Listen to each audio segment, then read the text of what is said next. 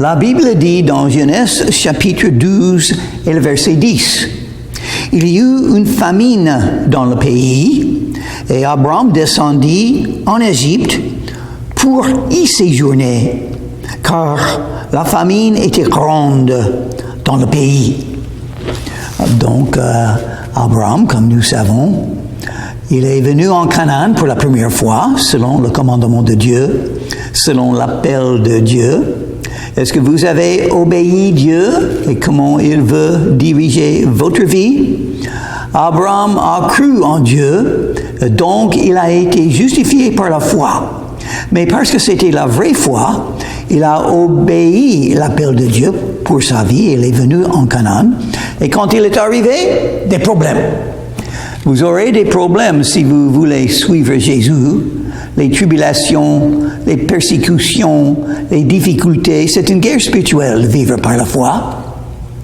Et nous allons voir que malgré la foi d'Abraham, malgré l'appel, malgré de Dieu, malgré l'obéissance d'Abraham, il n'était pas parfait. Il a fait des erreurs et on va voir un de ces erreurs maintenant. Comme il était prêt d'entrer en Égypte, il dit à Sarai, sa femme, « Voici, je sais que tu es une femme belle de figure. Quand les Égyptiens te verront, ils diront, « C'est sa femme. » Et ils me tueront et te laisseront la vie. » Ce n'était pas des mots de foi. Dieu a déjà dit qu'il ferait d'Abraham et de sa postérité une grande nation. Donc, il ne va pas être tué avant que ça n'arrive pas. Et même sa femme, c'est la postérité d'Abraham et de Sarai, tous les deux. Donc, un autre homme, un Égyptien, ne va pas la prendre pour sa femme. Impossible. C'est impossible grâce à la promesse et l'appel de Dieu. Vous êtes là pour une raison. Dieu a un dessein pour votre vie. Rien ne peut vous empêcher de trouver ce dessein, de faire ce dessein, si vous êtes soumis à Dieu et si vous continuez à suivre Jésus. Dis, je te prie, que tu es ma sœur, afin que je sois bien traité à cause de toi, et que mon âme vive grâce à toi. C'est une grande erreur, parce que ce n'est pas toute la vérité. La vérité était que Sarai était sa femme, mais il avait peur de dire ça. Il avait peur que les Égyptiens vont prendre sa femme et le tuer, si ils savent qu'ils sont hommes et femmes mariés. Mais il n'avait pas raison. Il n'avait pas du tout raison. Il ne faut pas vivre par la crainte. Il faut avoir confiance en Dieu qu'il dirige votre vie. Il va vous protéger. Il a donné la promesse. Jésus a dit, « Je serai avec vous tous les jours jusqu'à la fin du monde. » Les grands de Pharaon la virent aussi. Non, verset 14. Lorsqu'Abraham fut arrivé en Égypte, les Égyptiens virent que la femme était fort belle. Oui, ils ont vu ça. Une très belle femme, évidemment. Ils ont vu comme Abraham savait. Les grands de Pharaon la virent aussi et la vantèrent à Pharaon. Et la femme fut emmenée dans la maison de Pharaon. N'a pas touché. Elle était là dans une chambre. Parce qu'elle était belle. Les rois des pays, les riches, ils prennent les plus belles femmes pour eux-mêmes. Et Pharaon a dit la même chose. Il traitera bien Abraham à cause d'elle. Et Abraham reçut des brebis, des bœufs, des ânes, des serviteurs et des servantes, des ânesses et des chameaux. Dieu est en train de bénir Abraham. Malgré le fait qu'Abraham n'est pas encore parfait, malgré le fait qu'Abraham n'a pas une foi forte comme il faut avoir, il faut croître dans la foi. Il a commencé à croire en Dieu, mais il faut croître dans la foi. Qu'est-ce qui arrive à quelques croyants dans le monde? Ils commencent à croire en Jésus, sont sauvés par foi en Jésus, pardonnés de leurs péchés, mais il faut une croissance. Et la croissance vient par la parole de Dieu. La parole de Dieu qui a toutes les promesses que Dieu donne. Et Dieu garde toujours ses promesses. Par exemple, Romains 8, chapitre 28, une grande promesse de Dieu. Nous savons que toutes choses concourent au bien de ceux qui aiment Dieu et de ceux qui sont les appelés selon son dessein. Donc, on peut avoir confiance. Cherchez et vous trouverez. Jésus a donné la promesse. Demandez, on vous le donnera. Jésus a donné la promesse. Toute puissance m'a été donnée. Tout pouvoir m'a été donné. Jésus a donné la promesse. Il exauce les prières. Il est toujours avec nous. Il nous aime. Rien de tout ne peut empêcher son amour envers nous, et il nous pardonne chaque jour. Même quand on fait des grands péchés, il nous pardonne. 1 Jean chapitre 1 verset 9, un verset très important pour tous les croyants. Si nous confessons nos péchés, il est fidèle et juste pour nous pardonner et nous purifier de toute iniquité. Si nous, l'apôtre Jean parlait de lui-même et de tous les croyants, vous et moi. Si, parce que c'est possible, un croyant va pécher et ne pas se confesser. Donc, il commence à s'éloigner de Dieu. Il n'est plus en communion avec Jésus-Christ. Sa croissance dans la foi s'arrête. Et il est faible. Il est attaqué par les démons ou par les forces ténèbres et il tombe. Mais grâce à Dieu, il est miséricordieux. Il est gracieux. Qu'est-ce que c'est la miséricorde? Dieu ne vous punit pas même si vous le méritez. Oh, c'est bien ça. Qu'est-ce que c'est la grâce de Dieu? Dieu vous donne de bonnes choses malgré le fait que vous ne méritez rien du tout. Il vous donne. Il donne. Il donne la vie, il donne la joie, il donne le pardon, il donne la vie éternelle, il donne son appel, il donne les dons d'esprit, il donne les fruits de l'esprit, et il vous donne la victoire sur la mort, sur le diable, sur le monde, sur vos péchés, sur l'enfer. Quelle victoire nous avons comme un don gratuit de la part de Jésus-Christ. Mais l'Éternel frappa de grandes plaies Pharaon et sa maison au sujet de Sarai, femme d'Abraham. Qu'est-ce qui arrive? Dieu n'aime pas le fait que la femme d'Abraham se trouve dans la maison de Pharaon. Ce n'est pas la volonté de Dieu. Dieu va changer les choses.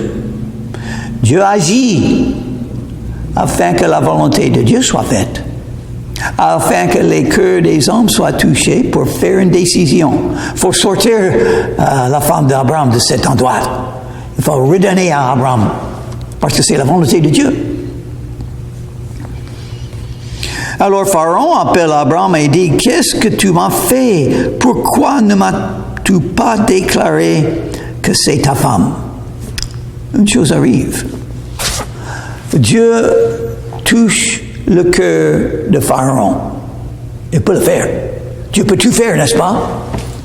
Il va faire sa volonté, n'est-ce pas? Il y a des gens dans ce monde qui ont du pouvoir, qui ont de l'autorité. Et ils décident, ils font des décisions. Et Dieu est au-dessus de tout.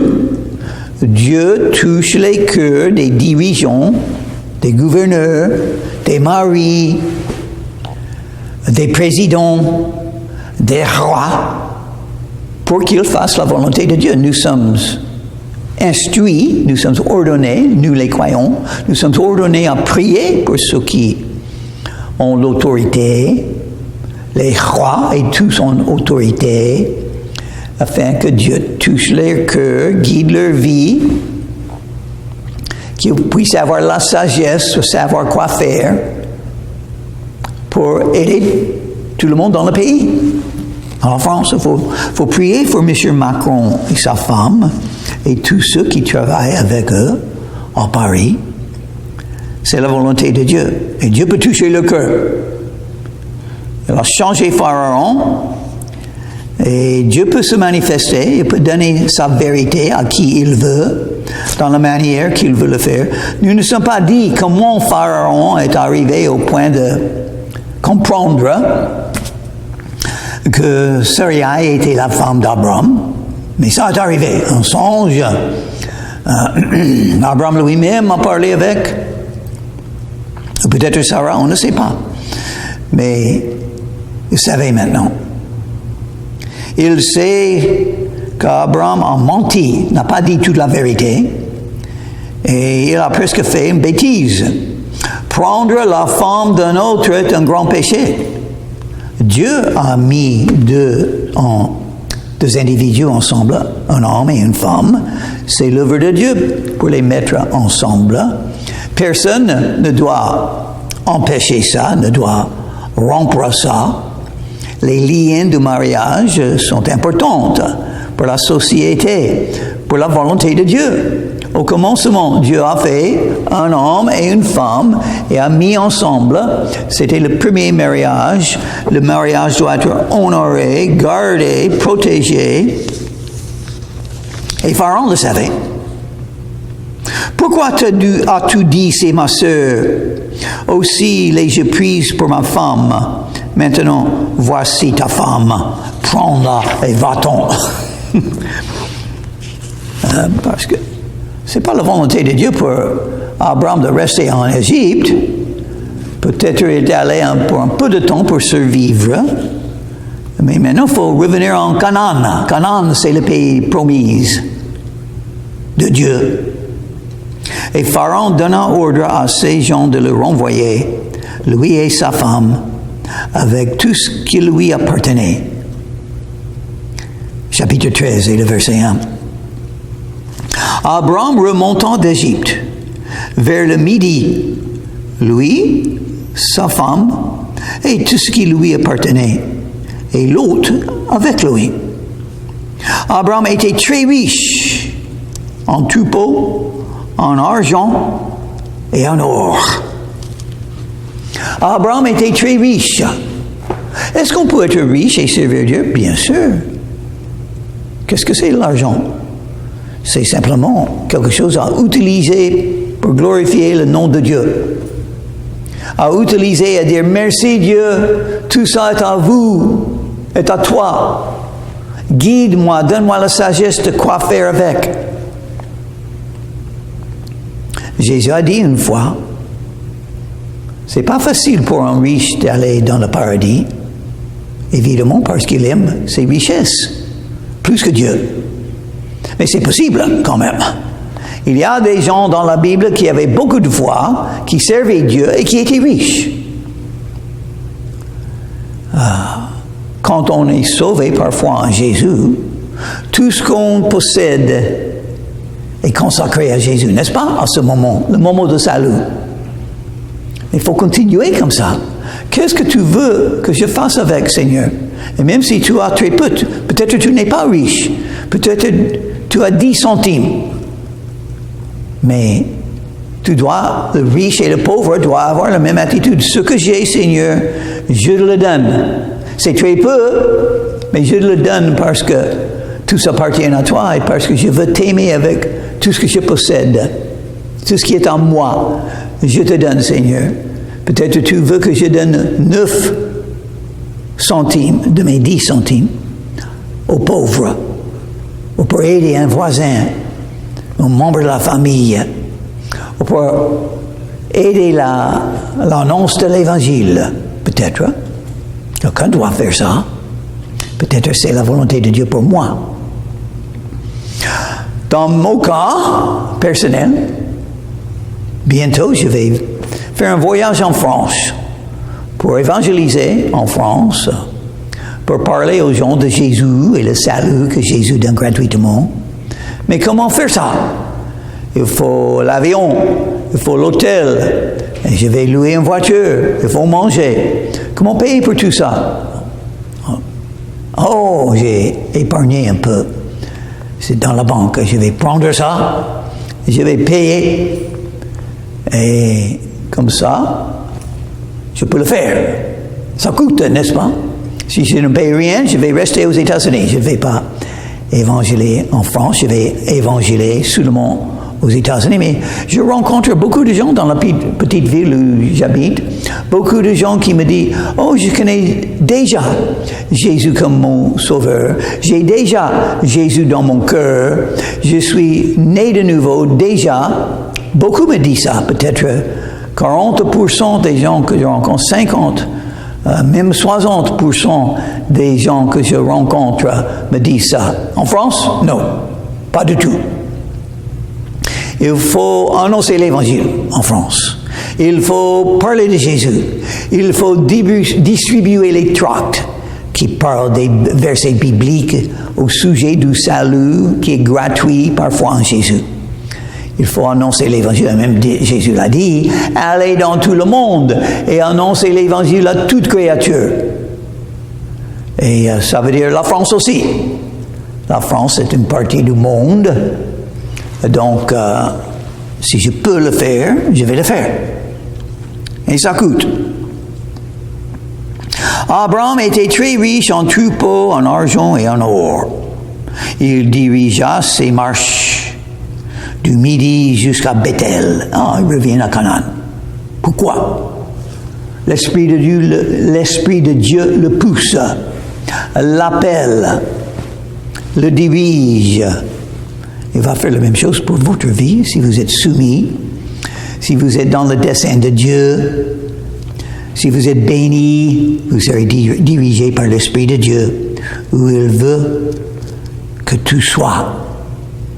Votre boulot, votre maison, appartement où vous habitez, la ville, le quartier, tout ça, Dieu touchera votre cœur. Moi, je suis poussé en France, attiré en France, appelé en France. Je vais le faire tant que je peux. Et donc, dans 2 mois, c'est ma prière, mon plan. Dans 2 mois, je vais voyager en France. Dans 2 jours, et encore une fois dans 2 mois. Et après ça, qui sait? Plus, si Dieu m'aide à le faire. Au lieu où était l'autel qu'il avait fait précédemment. Et là, Abraham invoqua le nom de l'Éternel. C'était un homme de prière. Il a beaucoup prié, Abraham. Il a invoqué le nom de l'Éternel. C'est un verset que j'aime beaucoup. La Bible a déjà dit ça d'Abraham dans le chapitre 12. Il a dit la même chose. Abraham a invoqué le nom de l'Éternel. Chapitre 12 et le verset 8. Maintenant, chapitre 13 et le verset 4. Qu'est-ce que ça veut dire? Une chose très importante, ça veut dire. Il a été sauvé. C'est ce qu'il faut faire pour être sauvé. Votre âme est perdue ou sauvée. Comment être sauvé? Je vais citer un verset très semblable à celui-là. Ça a dit, Abraham invoqua le nom de l'Éternel. Romains chapitre 10 et le verset 13 dit, quiconque invoquera le nom de l'Éternel, le nom du Seigneur, sera sauvé. Dans l'Ancien Testament, ça dit l'Éternel. Dans le Nouveau Testament, ça dit le Seigneur. Et qui est le Seigneur? Qu'est-ce que c'est son nom? Jésus. Voilà un verset elle-même qui enseigne que Jésus-Christ est l'Éternel. Jésus est Jéhovah. Le Jéhovah de l'Ancien Testament se manifeste dans le Nouveau Testament sous le nom de Jésus. Même l'ange a dit à Marie, avant que Jésus est né, l'ange a dit à Marie, il faut donner le nom de Jésus parce qu'il sauvera son peuple de leurs péchés. Quiconque invoquera le nom du Seigneur sera sauvé. C'est un verset très important. Vous pouvez citer ce verset quand vous parlez avec les non-croyants. Un homme peut être sauvé avec ce verset. Un homme peut hériter la vie éternelle par la puissance qui se trouve dans ce verset. J'aime beaucoup ce verset. Quiconque, c'était Abraham. Abraham l'a fait, donc vous pouvez mettre votre nom là. Quiconque invoquera, qu'est-ce que c'est invoquer? Prier. Parler à Dieu avec honnêteté, avec sincérité. Quiconque invoquera le nom du Seigneur, c'est Jésus, sera sauvé. Sauvé de quoi? Sauvé des péchés. Sauvé de l'enfer. Sauvé pour gagner la vie éternelle. Abraham invoqua le nom de l'Éternel. Pourquoi Dieu est appelé l'Éternel dans l'Ancien Testament? Parce que ça nous enseigne qu'il donne la vie éternelle. Il habite éternellement. Tous ceux qui sont liés avec lui, tous ceux qui deviennent unis avec lui, parfois en Jésus, gagnent la vie éternelle gratuitement. Mais il faut invoquer son nom. Il faut lui demander. Il faut se confesser. Il faut être honnête et sincère. Et tout ce qu'il faut. Quand Jésus a été crucifié au Calvaire, sur la croix de Calvaire, 2 brigands ont été crucifiés en même temps, l'un à chaque côté. L'un des deux a dit à Jésus, « Seigneur, souviens-toi de moi quand tu viens dans ton règne. »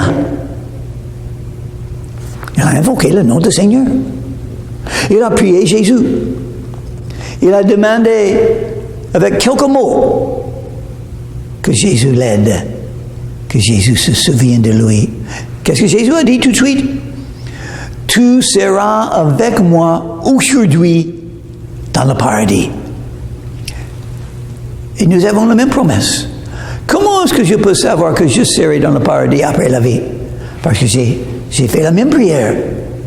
Il y a 55 ans, quand j'avais... Non, 56 ans. Quand j'avais 19 ans, j'ai invoqué le nom de Jésus. Il m'a sauvé. Je n'oublie pas. C'était le plus grand moment de ma vie.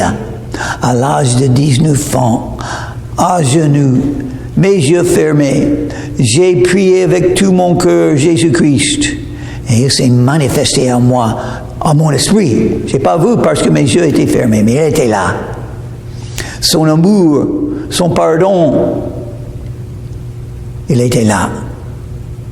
Il m'a aimé, il m'a pardonné. Et qu'est-ce que j'ai fait? J'ai invoqué le nom du Seigneur. J'ai fait la même chose qu'Abraham. Il habitait il y a 3000 ans. 3400 ans. Il habitait il y a longtemps, il y a 4000 ans peut-être. L'autre, qui voyageait avec Abraham, avait aussi des brebis, des bœufs et des tentes. Il avait aussi des choses matérielles. L'autre, le neveu d'Abraham, il était riche aussi. Donc tous les deux ensemble, tous les deux avoir les biens, les serviteurs, les animaux, les richesses. Et la contrée était insuffisante pour qu'ils demeurent ensemble. Tous les deux avaient tant d'animaux, tant de serviteurs, ils ne pouvaient plus rester ensemble. C'était un jour pour se séparer. On va aller dans un endroit et l'autre va aller dans un autre endroit pour pouvoir paître les brebis et tout ça. Verset 7. Il y eut querelle entre les bergers des troupeaux d'Abraham et les bergers des troupeaux de Lot, les Cananéens et les Pharisiens. Et les Pharisiens habitaient alors dans le pays. Abraham dit à Lot, qu'il n'y ait point, je te prie, de dispute entre moi et toi, ni entre mes bergers et tes bergers. car nous sommes frères. Abraham ne voulait pas des querelles. Il cherchait un moyen d'avoir la paix quand il avait des disputes. Tout le pays n'est-il pas devant toi? Sépare-toi donc de moi. Si tu vas à gauche, j'irai à droite. Si tu vas à droite, j'irai à gauche. Qu'est-ce qu'Abraham a fait là? Il a donné le choix à l'autre. Abraham n'était pas orgueilleux. Abraham ne demandait pas sa propre volonté. Abraham était soumis à la volonté de l'autre. Une grande leçon là aussi. Laissez les autres avoir ce qu'ils veulent. Dieu va vous bénir. Mais on verra, si on fait ça, on peut perdre, n'est-ce pas? Moi, je peux voir les richesses qui sont par là, la pauvreté qui est par là. Donc, je vais prendre là. Et l'autre va voir la même chose qu'Abraham. L'autre va choisir les meilleurs endroits, n'est-ce pas? Et Abraham aura l'endroit qui est pire. Mais Abraham l'a fait quand même. Parce qu'il ne vivait pas. Il était riche, mais il ne vivait pas pour les richesses. Il vivait pour faire le bien, pour aider les autres, pour ne pas faire des querelles avec les autres, pour donner et ne pas prendre.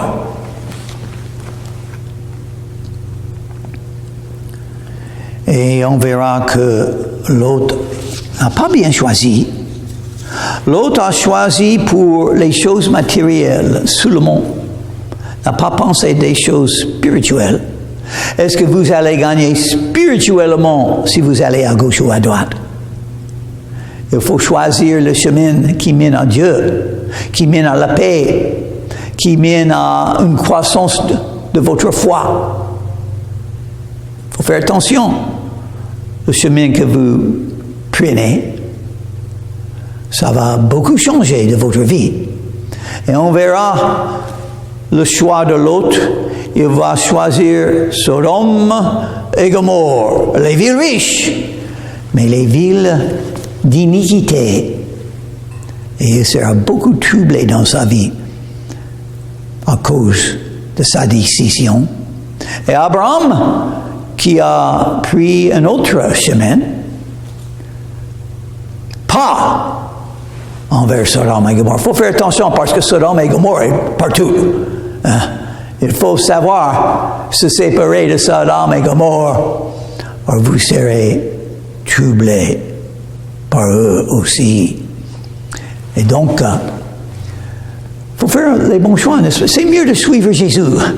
Si vous suivez Jésus, si vous êtes soumis à Jésus, vous allez gagner, pas perdre. Faut pas penser comme les gens du monde. Pourquoi ils ont tant d'angoisse, tant de colère, tant de tristesse, tant de larmes? Parce qu'ils ont choisi le chemin qu'ils ne devaient pas choisir. Jésus a dit, « Suis-moi, et je vous ferai pécheurs d'hommes. » Donc, si vous n'êtes pas encore un vrai croyant, suivre Jésus, ça commence quand on rencontre Jésus. Quand on fait ce qu'Abraham a fait, quand on invoque le nom de Jésus pour être sauvé. Et si vous le faites, si vous invoquez le nom de Jésus, vous serez sauvés. Romains chapitre 10 et le verset 13 dit, « Quiconque invoquera le nom du Seigneur sera sauvé. »